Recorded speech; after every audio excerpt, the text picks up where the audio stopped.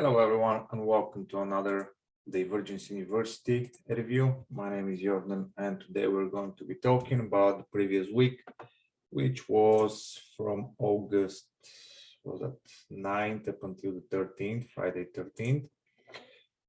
Just a few trades there, but I think we can learn a thing or two from that.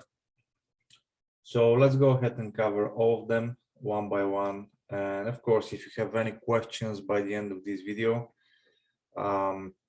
leave us a comment or find us in the Telegram group and we'll get back to you as soon as possible. All right, starting with Bitcoin, which failed. First of all, we need this. Bitcoin 4-hour chart. Let's see what do we have at that moment. So the price started pushing up. Now, whether we're going to be talking about this being the first wave, okay, or we're going to start counting from that point, that being the first wave, it doesn't really matter because we can see that divergence started building here. We got the pullback, we never managed to reverse, and this is where we have the continuation.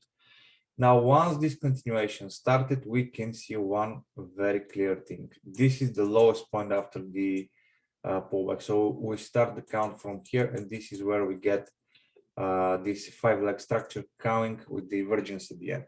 All right, perfect. This is also the first false break, right, on this candle. Perfect. So this is where we get the pullback. The price is rejecting to go ahead and break the previous high, and we start pushing lower. This is also the place where we can see on the MAs of MACD that the momentum is going down. Exactly the same thing as we're having here. Right? This is the same exact idea. So the assumption here is that we're going to get a pullback, which we want to be trading. Unfortunately, the price pushed up and the idea couldn't deliver. Next, we have pound yen, which is also a bearish opportunity. And for pound yen, we should probably start off with the levels. Looking back, we can see that on this part, we have a level, right? This is the top. This is where the price stopped on the pullback and then continuation. This zone was tested multiple times afterwards. And of course, we have the spikes, etc. That's why I'm calling it a zone here, right? So we're coming closer to this level once again. And this time we're forming divergence or double top, call it as you wish. It is a slowdown, definitely. So you have the false break on the left part right here. Then you have a double top. On your broker, it could be slightly higher, slightly lower, doesn't really matter, it's still the same thing. We have bearish pressure, right? Starting from this point, divergences, divergences, divergences, divergences, right? And it comes to this place where we have finally a good level, multiple attempts to go ahead, rejection. So it starts to make sense that we're probably going to see some decent pullback. Plus, you can see where the target comes in play here. It's above the bottom. All right, this is super important, at least for me, because when you're trading divergences, let's say you're trading this divergence here, somehow, for some reason, I don't know why, you have the swing high, right? So if this is your divergence, this is the first swing, but on the larger picture, this is your swing. Now, in order to get the target down to here, you should be trading 1-to-1 risk reward ratio somehow, or I don't know what, but this is going to be tough to manage to somehow close the trade immediately on this low, right? So because we are looking at this thing as a whole, and this is the structure, and this is where the slowdown started on this part, right? In my opinion, we can actually afford to look at this thing as a whole, and then that's the level, not this one. This is a zone. Of course, it's a level, we can see it clearly, but it's somewhere in the middle of the bigger structure. If this is my bigger structure, this is the middle of it somewhere, right? So that's about pound yen, at least the way I'm looking at it. Then we have your pound bullish idea for this thing. It's kind of more or less simple because that's the structure, the bigger one. You have the divergence, of course, right here. And then you have the divergence on the small part right here. Okay. So two divergences more or less completing at the same time. Plus, we have a very decent bullish candle pattern. So in my opinion, the risk reward here, of course, we use fixed risk reward, but the risk reward in terms of the level is worth it. And it would have been better if the target was right here, of course, right? Because for me, this is the zone right here. So my target better be somewhere below the bottom of this one, right? That would be fantastic. But then again, we go to 1-to-1, not 1-to-2. So this way, the target is still inside the box, inside the level, but the chances of reaching it are going a bit lower. So if you're around the PC, that might be a good place to start managing it manually and probably trailing the stop, just to avoid situations where the price comes here, bounces, and then goes lower immediately, something like that.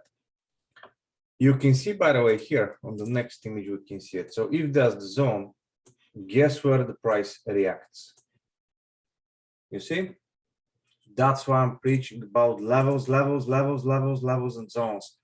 It all starts and ends with a level, right?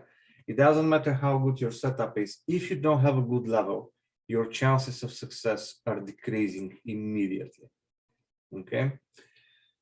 Last one, let's cover it very quickly. Kiwi yen. This is in a more or less bullish trend because we can see the price is moving upwards with these larger waves, which could be seen on the higher time frame most likely. And at that point, the idea would be to look for most likely continuation up, because look at this zone.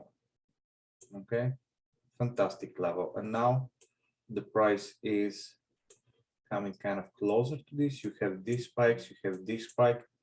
So looks good, right? In terms of levels, for me at least, this is a the good moment.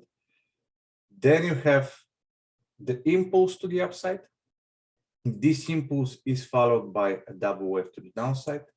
And this is where we get divergence, right? Now, the difference between the MAs and histogram divergence, we explain in depth in the courses, in the groups, in the Traders Academy Club. So if you have questions about that, you can always bring it up. But in order to keep this video short, let's just say that we have the divergence, and this is where we're looking for the potential buy opportunities. Now, the problem I have with this specific setup, the aggressiveness increases a bit for me, because the previous candle or the candle before the previous candle is super powerful. And then we have, even though this is more or less good bullish candle, the size of it compared to the previous one is not exactly what I'm looking for, right? I'm looking for powerful moves when it comes to a place where I'm expecting the price to reverse. So let's say this is some sort of divergence and you have this, right? It happens. I'm not saying it's not going to happen. It does happen. But when you're looking at, let me see if I can find a good example. Let's say this one. So you have push up, you have the spikes. The spikes are a giveaway that there is some sort of rejection of this zone, okay? The bars are not able to provide enough volume to push the price above these levels and to hold the price above these levels. So they're pushing the price up and then the bears are pushing it back down, right? This is what's happening. That's why we get the spike. Now, this is the first thing. The second thing is, look at the size of these candles. This is a massive, massive bearish volume here. So first of all, they managed to push the price back down from here to here. And they managed to close the next candle opening from here down to here. So this is happening 1 hour chart, 2 hours time. Inside 2 hours, look at this move, right? So this is clearly telling you that, yeah, you're most likely going to see some continuation to the downside. I believe this is Friday, what we're talking about. So I'm not sure if I will be trading that. Of course, there is more to these setups, right? But this is part of the equation. Reading the candle patterns, because the candle patterns are basically showing us the price. That's all, the raw price. All right, so that would be all for this week. Nice and short. If you have, again, any questions, you know where to find us, guys. Thank you and have a wonderful week.